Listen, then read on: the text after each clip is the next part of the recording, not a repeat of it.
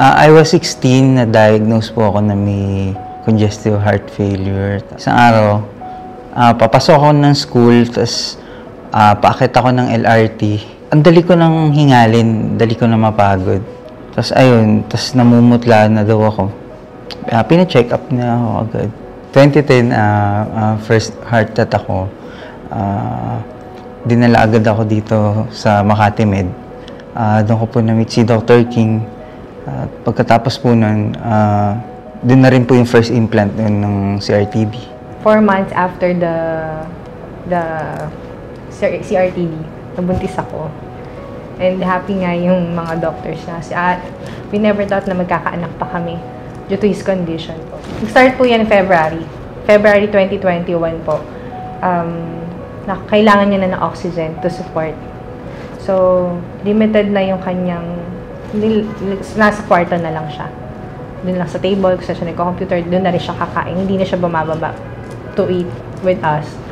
Then, checking on his blood pressure, 70-60, 80-50. That was a time po hindi na siya pwedeng humiga ng flat on bed. Nakataas na yung paa niya. 2020 to 2022, medyo may pahina na po yung heart ko. Yun na po. Nung nagpa-check up po ako nun, sinuggest na po nila sa akin yung LVAD.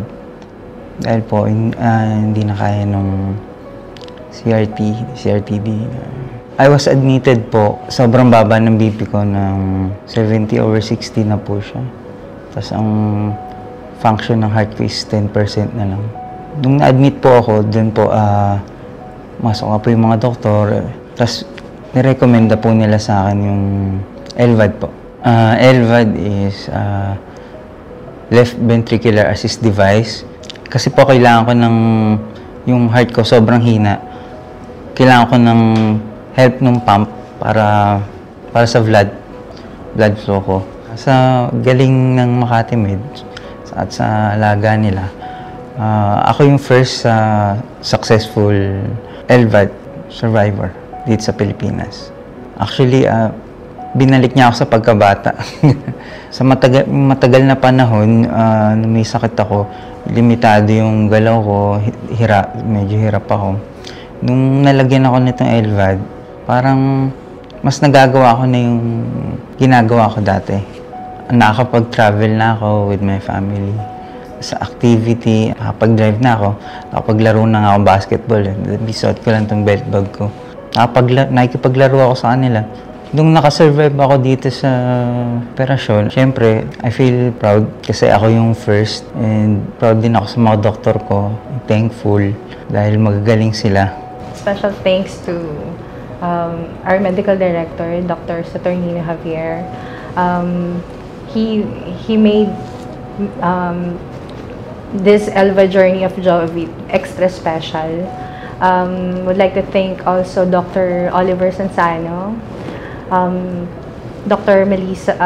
Jasmine Melissa Bernardo, to our gastrologist, Dr. Roel Galang, his endocrinologist, Dr. Nerissa Angolangco, for the nutrition doctor, Dr. Maricar Escultocan, to our pulmonologist, Dr. Jill and Dr. Jill Tabora and Dr. Daryl Daramos, thank you so much. Of course, thank you so much to Dr. Ramon Diaz. If it's not you, Doctor, I will not have Jovit here with me. Also, thanks to Dr. Joanne Benitez, Dr. Sir Ronald De La Rosa, to the best nephrologist po, Dr. Antonio Caico, thank you. And last but not the least, to Dr. Anthony King. Sa pagbuo ng team.